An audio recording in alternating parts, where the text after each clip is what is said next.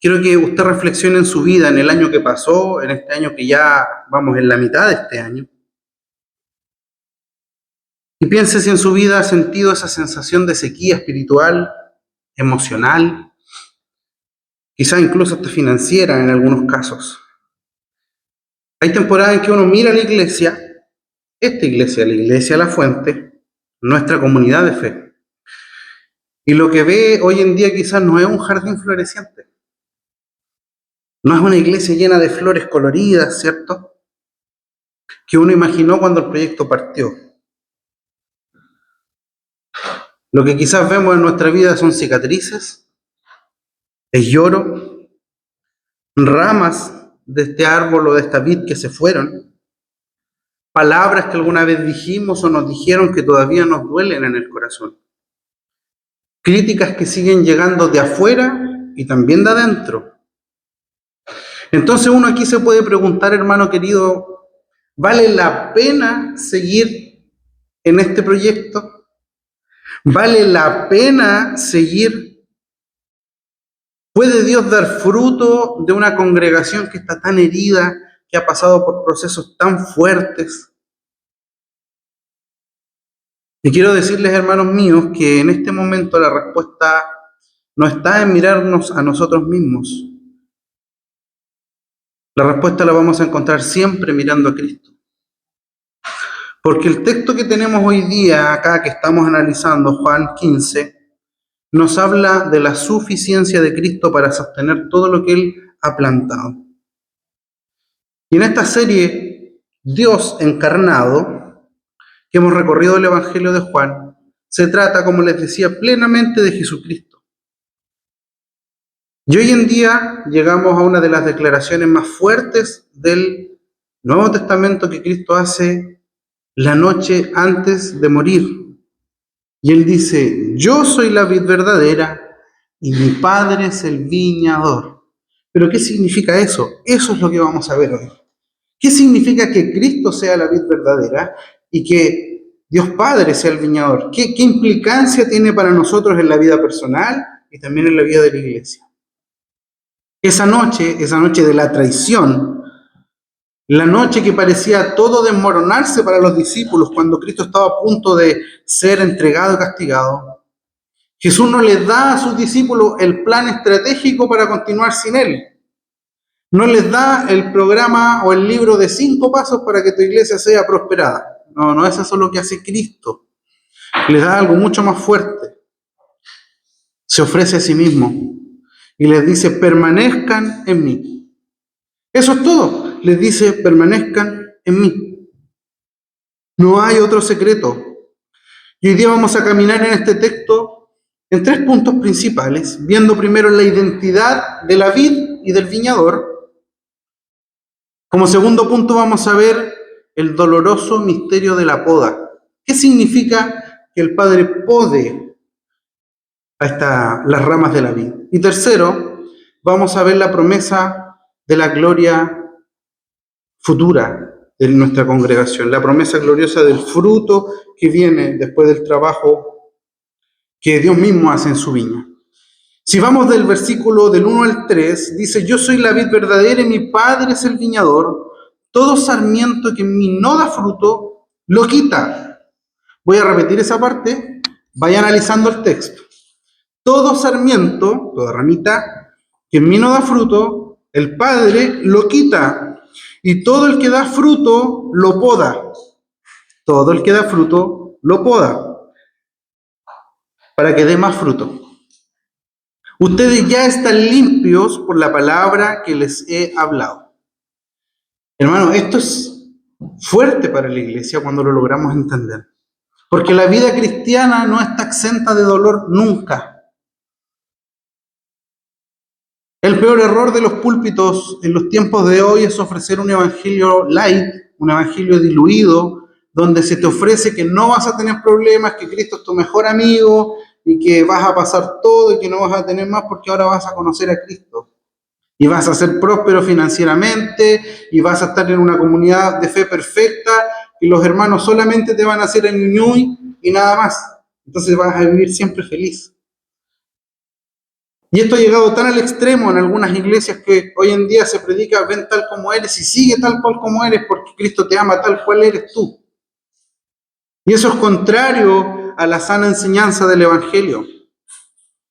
Porque lo primero que Jesús establece en este texto, para que partamos, es su identidad. Él dice: yo soy la vid verdadera. No dice soy la vid verdadera, dice yo soy, refuerza la idea. Yo soy la vid verdadera. Y aquí la palabra verdadera no significa real. Cuando usted examina el texto en profundidad, cualquiera de nosotros pudiéramos decir: significa que Cristo es la vid real, de verdad. O sea que no es imaginaria, no es un cuento. Pero en realidad esta palabra significa que Cristo es la vid genuina. Es decir, que había una vid prometida y Él es, no es otra. Es decir, si lo miramos al contexto global de la Biblia, Israel fue la vid plantada en el Antiguo Testamento por Dios para que diera fruto. Pero Israel falló. Una y otra vez el pueblo de Israel, porfiado, traicionó los mandatos del Señor. Y como dice Isaías 5:7, en vez de producir buen fruto, dice su palabra que produjo uvas agrias, en vez de producir justicia. Porque el fruto del Señor produce justicia. Pero Cristo vino a ser la vid que Israel no pudo ser.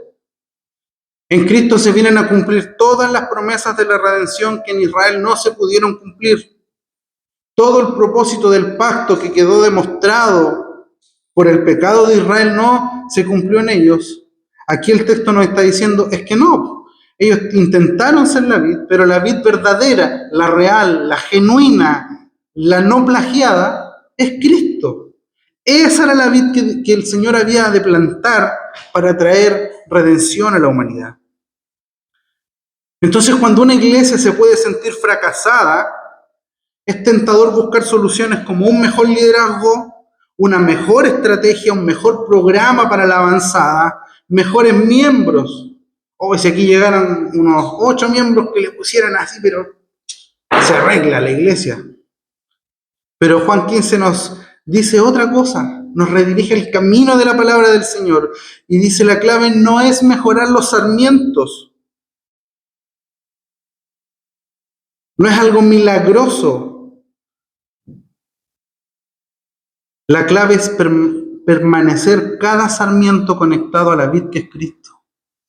Porque si usted como sarmiento de esta vid está desconectado de su Señor, entonces usted se va a secar y va a ser cortado y echado al fuego. Es así de fuerte. Lo primero que un cristiano debe afirmar es que está conectado a la vid que es Jesucristo. En la teología reformada nosotros profesamos la doctrina de la unión con Cristo. Y Juan Calvino consideraba esta doctrina un eje en la teología reformada.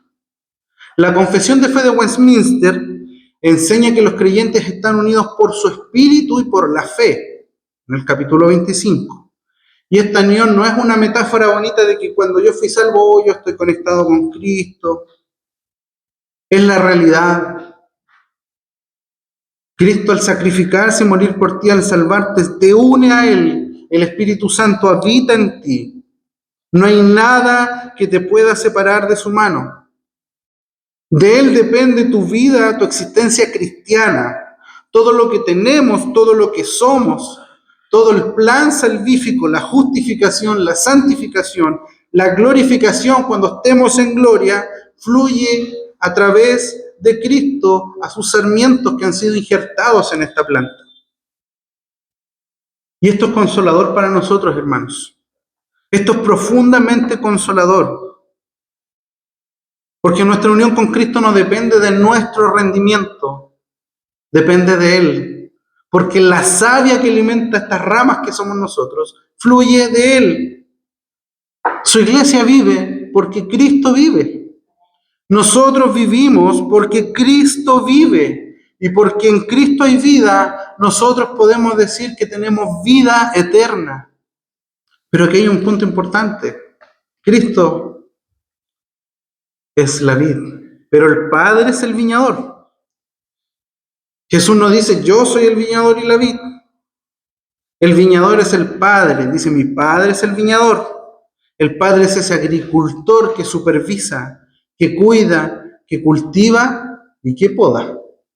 Acá claramente está la teología trinitaria, algo que no podemos negar. La economía de la salvación, la administración de la Trinidad en la salvación.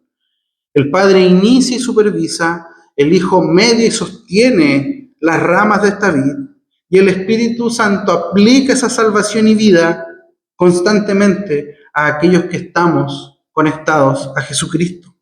Es por eso que la iglesia no es un proyecto humano, es un proyecto divino. Y aún nuestra iglesia, con todas las heridas que puede cargar, está y sigue estando y estará en las manos de ese viñador celestial del Padre Eterno.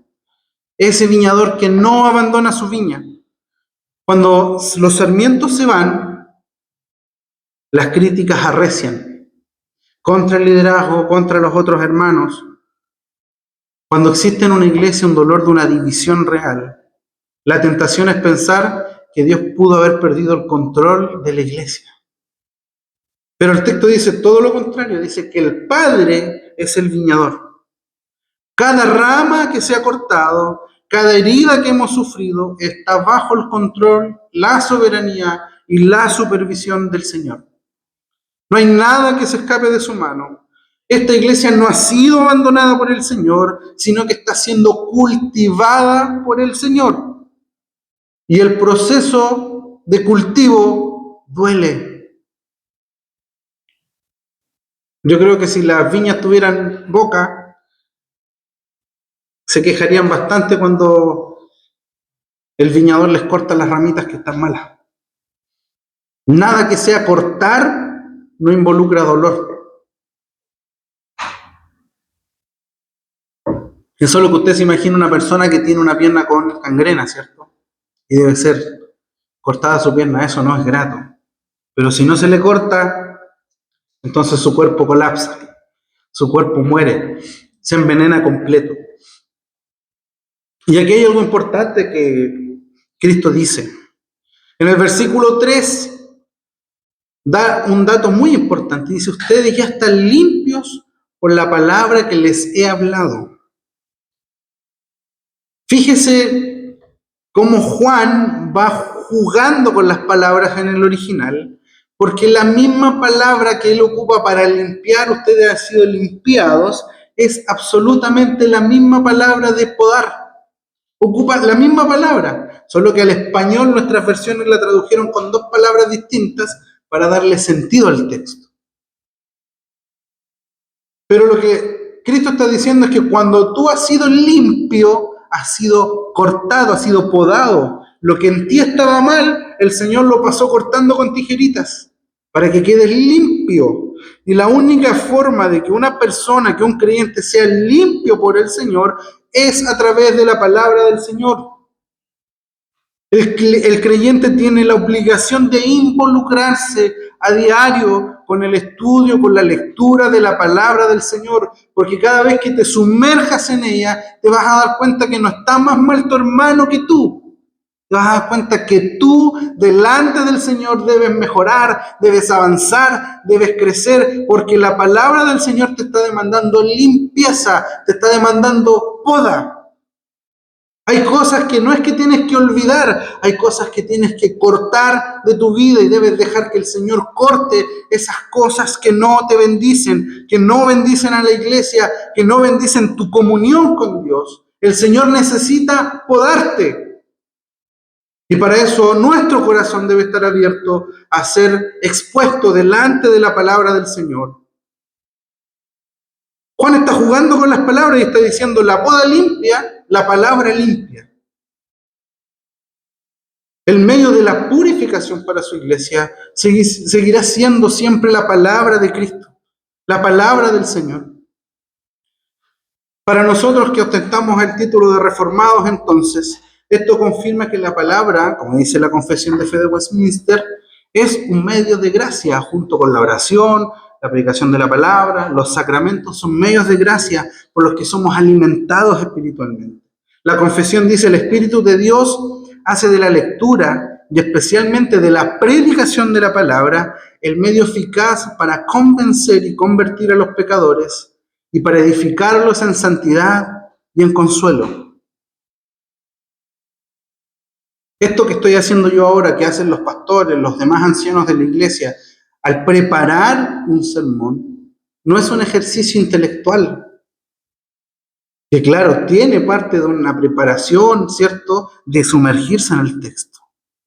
Pero esto es un ejercicio espiritual, porque estamos siendo enfrentados y confrontados a la palabra del Señor. Y eso nos lleva al segundo punto, la poda, el dolor que produce vida. Dice el texto, versículos de 2 al 6, todo sarmiento que en mí no da fruto, lo quita. Y todo el que da fruto, lo poda para que dé más fruto. Si alguien no permanece en mí, es echado fuera como un sarmiento y se seca. Cuando era más joven, estaba bastante más delgado y recién casado. No quiero hacer apología de mí por si acaso, pero nos casamos, yo tenía 22 años cuando nos casamos con Mari y ella tenía 20. Éramos dos guapetones, bueno, ella siempre más que yo. Y trabajábamos de todo, estudiábamos y trabajábamos de día, estudiábamos de noche, y así estuvimos ya veníamos 2 años así de novio y después 2 años casados, trabajando, estudiando. Y en el verano, cuando no había trabajo, partíamos al campo, vivimos ahí en el campo, a los fundos, a sacar arándanos, a sacar frambuesas, cosa que no me agradaba porque las manos quedaban llenas de espinitas, pero me acostumbré a eso, lo pasaba bien, comía mucha frambuesa, no sé si ganaba plata, pero comía frambuesa. Me acuerdo que no había encontrado trabajo y me ofrecieron ir a otra temporada, a otra fruta, unos meses mientras encontraba trabajo, y me invitaron al raleo de las manzanas. Y tiene mucho que ver con esto. Cuando yo estaba leyendo el texto me acordé de inmediato de cuando yo trabajé ahí. Pues yo no tenía idea, hermano, un cabro de ciudad que había llegado al campo, y yo al lado de mi suegra y ella me enseñaba: esto se hace así, se hace de esta forma. La hermana Gloria debe ser experta en esto, porque se maneja lo del campo. Me pasan una escalera de aluminio, me pasan un capacho en la espalda, o uno se los pone en la guatita, echan las manzanas, pero primero, antes de cosechar la manzana, había que ralearla. Entonces andábamos con una escalerita, y manzanos, usted levantaba la vista, había manzanos para todas partes, y yo hacía unas manzanas así de este porte, hermano. Yo de chico con manzanitas así chiquititas, hacía una manzana. 2, 3 juntas en una rama, las ramas caídas.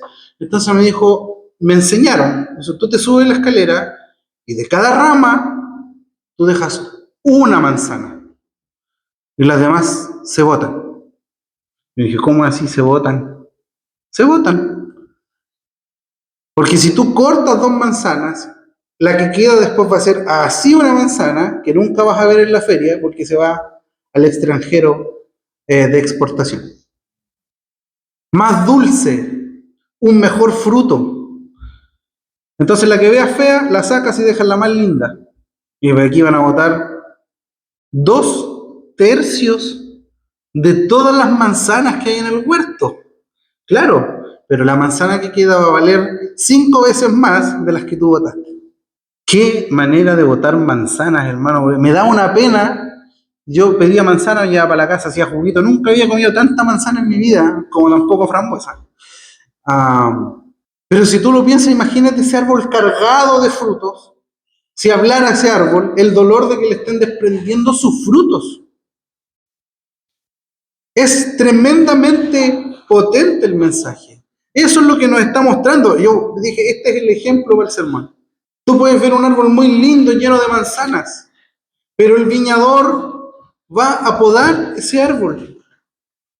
Y de hecho, en la ramita que da las mejores manzanas, las va a podar aún más, para que dé aún más mejores manzanas. En este caso, es la vid, es la uva.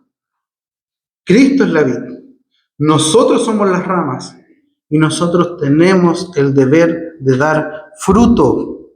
Y cada vez que usted comienza a dar fruto, el Señor en la próxima temporada lo va a podar otra vez y le va a doler. Porque vamos a tener que dejar nuestro orgullo, vamos a tener que dejar nuestro egocentrismo de lado, nuestros rencores, nuestras prácticas añejas, malas, nuestras ideas que a veces son egoístas delante del Señor. Las vamos a tener que poner a sus plantas y dejarnos podar por el viñador. Porque en la iglesia existen dos posibilidades. O eres podado para dar más fruto, o eres cortado para ser echado al fuego. No hay una tercera salida. Eso es lo que el texto nos está hablando. Y es poderoso, es maravilloso que una iglesia que se está formando entienda cómo es el proceso. Porque vamos a ver ir y venir muchas personas en una iglesia. Pero usted se va a dar cuenta que el grupo base de los que permanecen por años en una congregación no son los más, siempre son los menos. Y es porque hay personas que no están dispuestas a someter su carácter a la palabra del Señor. Y cuando eso pasa, queremos culpar al otro. Culpamos al liderazgo, culpamos al hermano de allá, culpamos al hermano de acá. No, somos nosotros que en nuestro ego impedimos que el Señor se glorifique en su iglesia. Nadie se va de la iglesia porque quiere. El Señor es el que poda y corta las ramas de la vida. Y esto es fuerte para nosotros, porque muchas veces nosotros somos, no importa los años que tengamos, muy arrebatados para tomar decisiones. Somos muy radicales para tomar decisiones. Es como que si yo me enojara el día de mañana, ya me voy, total, la iglesia no sigue más. Mentira. Rey muerto, rey puesto. Ninguno de los que estamos acá somos indispensables. Ninguno. Pero si hemos sido plantados en esta congregación, es para dar fruto. Y ya vamos a ver por qué debemos dar fruto. Entonces, en resumen de este punto, hermanos, al que no da fruto, lo quita y lo echa fuera a secarse, para luego ser quemado. Lo corta. No hay más oportunidades para él. Ya los que dan fruto, los poda.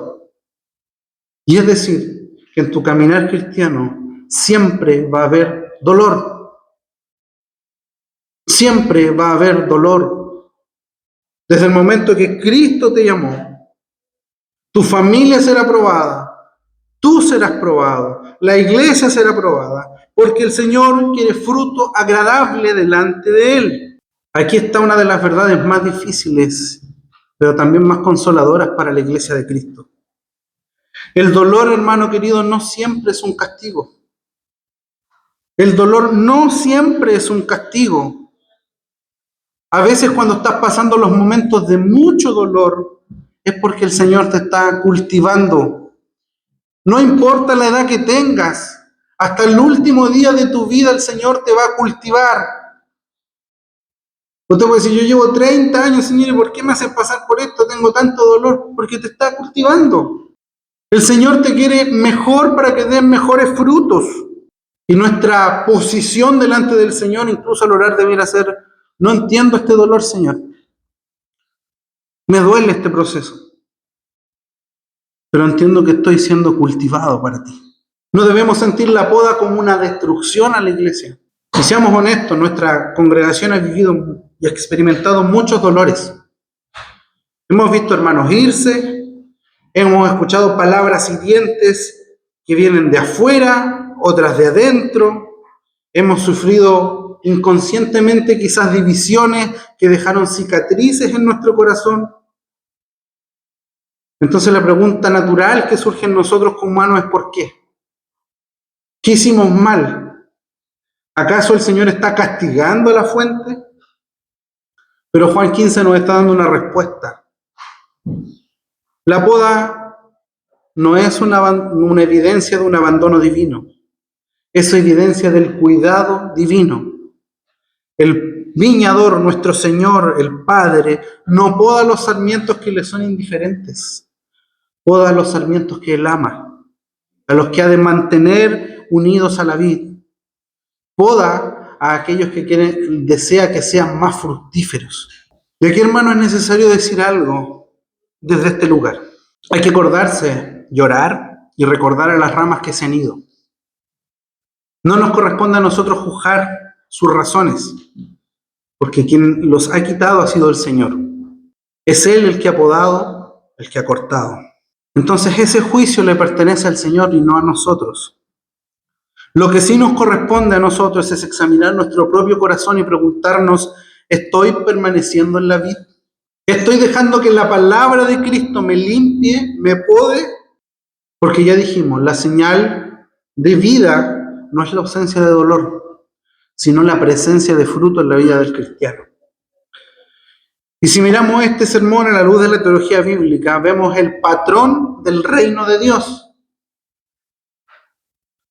El patrón que el Señor nos muestra en la Biblia es muerte, resurrección. Recuerde, Viernes Santo, muerte, domingo, Pascua de resurrección.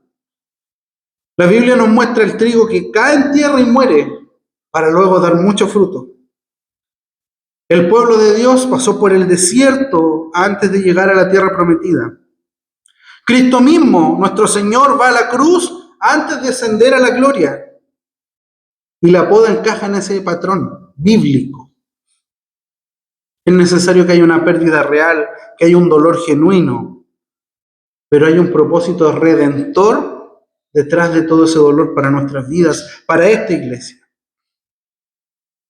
Y quiero hablarle directamente sobre algo que cargan muchos hermanos en silencio en esta congregación. Uno va conversando con los hermanos, va escuchando, va viendo la carga que cada uno lleva. Y muchos cargan palabras que nos han llegado desde afuera, desde adentro, las críticas de personas que estando fuera o incluso dentro, personas que siguen observando, criticando, comentando, cuestionando, y a veces sin ningún objetivo más que continuar con la práctica de criticar. El texto nos ayuda de dos maneras. Jesucristo dijo estas palabras la noche que Judas lo traicionó. Judas acababa de salir, Pedro estaba a punto de negar al Señor. Los demás, Cristo lo sabía, iban a salir arrancando. Y Jesús conoce íntimamente lo que se siente cuando los más cercanos te abandonan. Jesús no está hablando de la teoría. A Jesús lo dejaron sus más cercanos. Jesús está hablando de sus propias heridas. Y desde esa herida, Cristo nos está diciendo, permanezcan en mí. Yo soy la vid. No te apartes de mí. Y nuestro texto también nos muestra la necesidad de defendernos. Perdón, de no defendernos, sino de buscar la validación humana. Usted no tiene nada que demostrarle al hermano de al lado. Nada. Los oficiales que hemos sido apartados para el servicio de la obra del Señor, que hemos sido consagrados y ordenados para eso, no es nuestro deber demostrarle a la iglesia. Yo vengo de una iglesia anterior, donde cada vez que los oficiales salían a hacer algo, foto dándole alimento al necesitado, foto visitando a la hermanita tanto, foto para que la gente vea lo que no somos llamados a eso. Somos llamados a trabajar en silencio, en secreto, a apacentar la grey del Señor con celo. Y el versículo 8 dice que el fruto glorifica al Padre. Eso es la clave. No dice que el fruto convence a los hermanos que critican. Nos dice que el fruto prueba que nosotros teníamos razón en lo que estábamos diciendo. Dice que el fruto glorifica a Dios. Y esa es la única audiencia que nos debe importar. Es si nosotros estamos produciendo fruto que agrade y glorifique al Señor en nuestras vidas. No lo que está haciendo el hermano de al lado.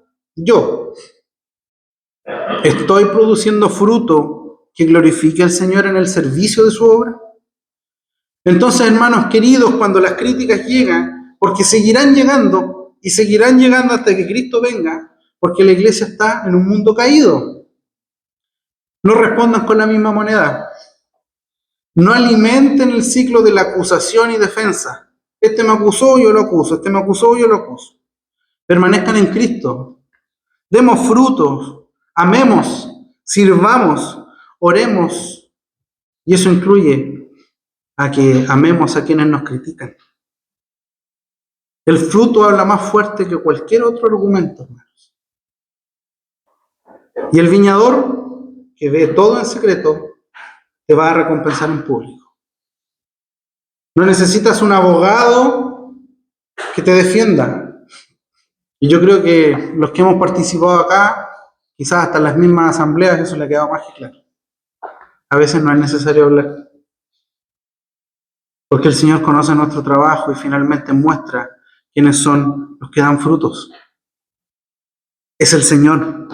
Y eso nos lleva al último punto. Regáleme 10 minutitos más. Desde el 4 en adelante dice: permanezcan en mí y yo en ustedes. Como el sarmiento no puede dar fruto por sí mismo si no permanece en la vid, así tampoco ustedes si no permanecen en mí. Yo soy la vid, ustedes son los sarmientos. El que permanece en mí y yo en él, ese da mucho fruto, porque separados de mí nada pueden hacer. Y la idea central de este texto es permanezcan. Otra traducción de esa palabra muy linda, para que se entienda el contexto de lo que Cristo está diciendo, es quédense. Y otra aún más linda todavía es habiten. Cristo está diciendo: habiten en mí. Vive bajo mi cobertura. Vive bajo mi techo. Vive junto conmigo. No me vengas a ver el domingo. Vive conmigo. Habita donde yo habito. Eso está diciendo el texto. Y ese permanecer a veces aparece 11 veces. Y es lo que le da fuerza a este pasaje. ¿Quieres dar fruto? Habita donde Cristo habita. ¿No quieres ser cortado de la vid? Habita donde Cristo habita. ¿Quieres vivir una vida cristiana? Habita con Cristo y vive como cristiano. Permanecer no es algo pasivo. No es simplemente no irse de la iglesia. Es permanecer activamente viviendo con Cristo todos los días. El versículo 7 dice: permanecer en su palabra. El versículo más adelante, el 7, dice: permanezcan en la oración. Y del 9 al 10 dice: permanezcan en amor. Ese es el contexto.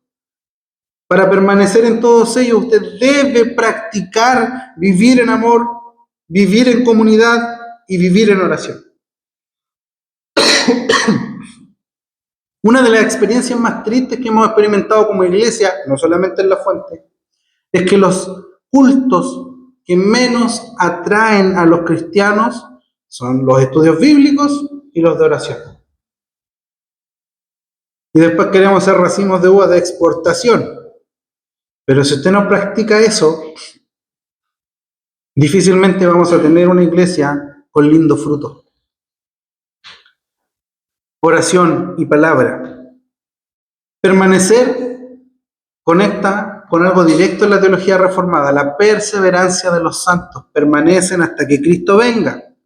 Y la confesión de fe dice que aquellos a quienes Dios ha aceptado en su amado llamado, han sido llamados eficazmente y santificados por su Espíritu, no pueden caer total ni finalmente del estado de gracia, sino que ciertamente perseverarán con Él hasta el fin. Pero la perseverancia no es algo automático, ni es algo mecánico. Permanecer es activo. Tú vas avanzando con Cristo hasta su venida. Es algo constante. Es una relación deliberada entre Cristo y tú a través de sus medios de gracia. Es por eso que la iglesia primitiva insistía en cada domingo participar de todos los medios de gracia.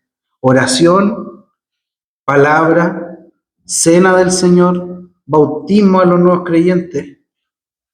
Porque se entiende que la iglesia es alimentada y da fruto mediante los medios que Dios ha entregado como medios de gracia. Y aquí debe haber una dependencia entre tú y Cristo. No puede ser que tu relación con Cristo sea reemplazable como cristiano.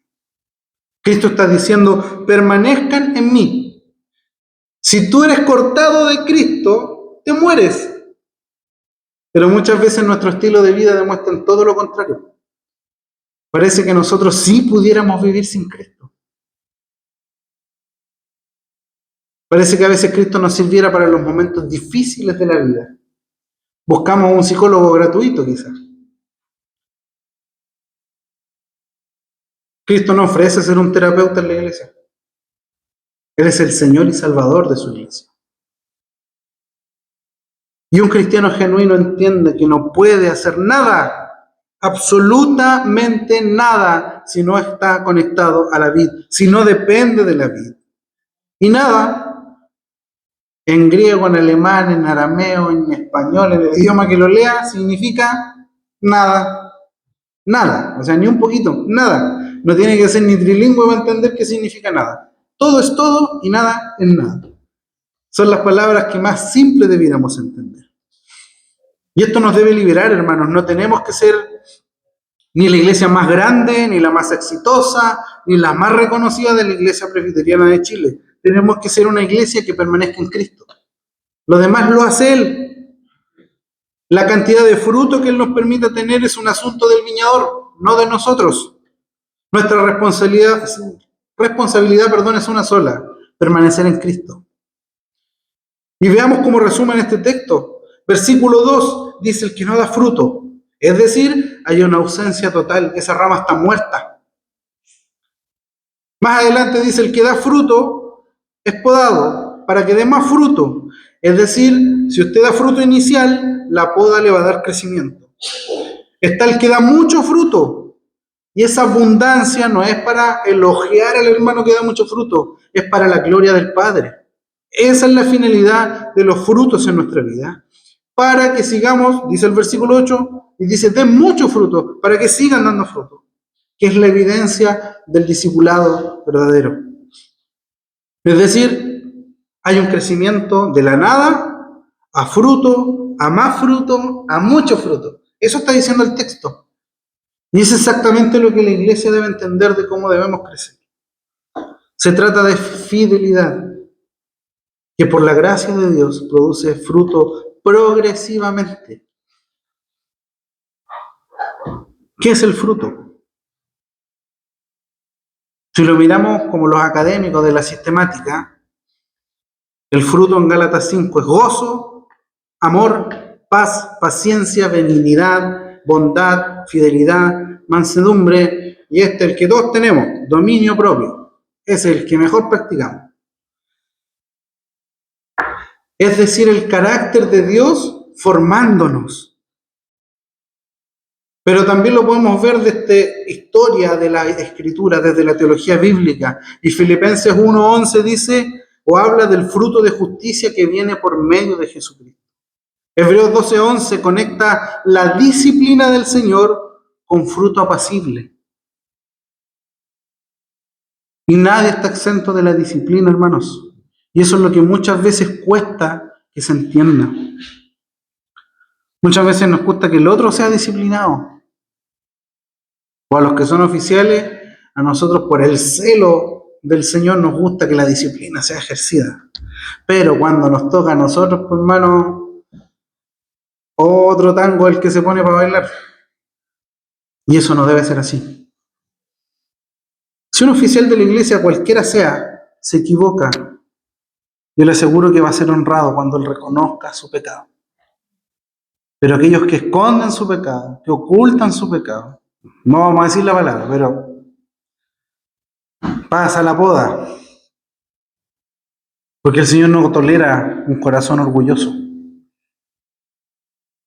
Dios busca corazones sensibles que se arrepientan de su pecado.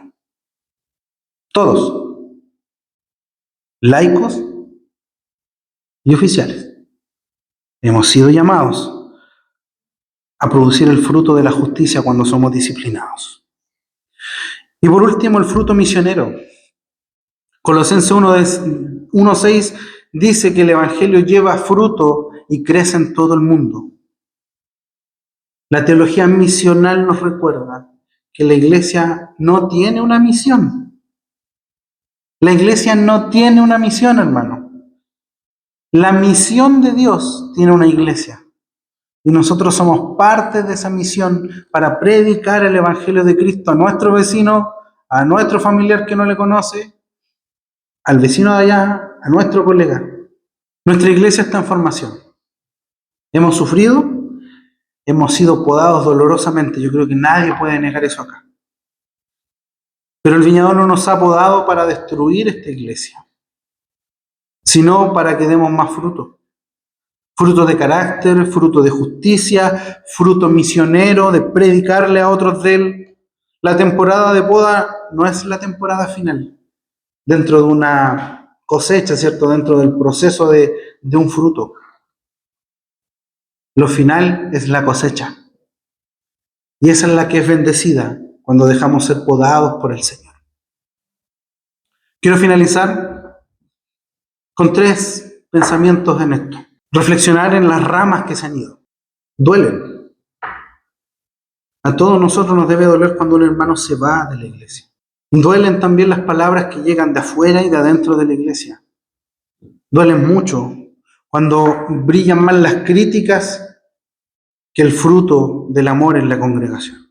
Pero Jesús pronunció estas palabras sobre la vid precisamente la noche en que todo se caía para los discípulos a pedazos.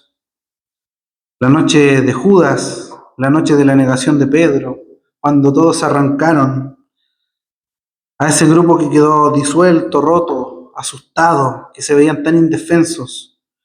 Jesús les dijo: yo soy la vid, permanezcan en mí. No les pidió en ningún momento que fueran fuertes. No les pidió que se quedaran conectados entre ellos. Eso mismo Dios nos pide hoy a nosotros como la fuente. Quédense. No en un edificio, no en la IPCH. Quédate conectado a Cristo. Vive conectado a Cristo. Solo Él es suficiente. Y en la honestidad, una segunda palabra: la poda no ha terminado ni va a terminar hasta que Cristo venga.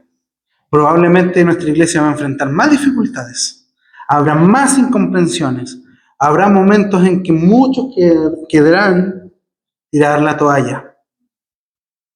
No va a ser fácil, hermanos, nunca va a ser fácil.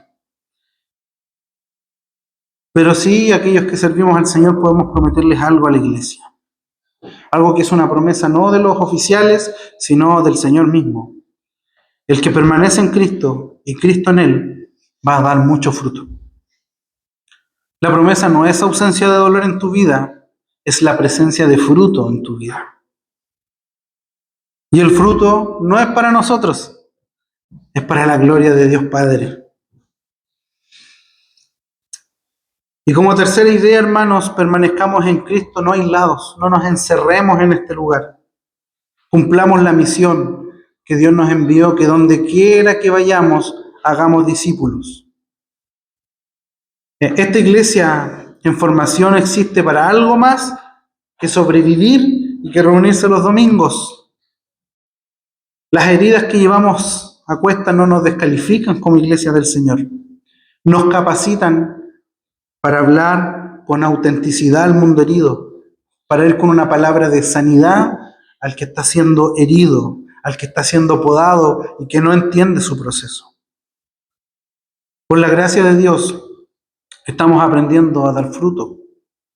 Y ese fruto es el Evangelio compartido, aún con dolores, aún con cicatrices, pero con corazones firmes, arraigados en Jesucristo. Jesús dijo: en esto es glorificado mi Padre, en que den mucho fruto y así prueben que son mis discípulos.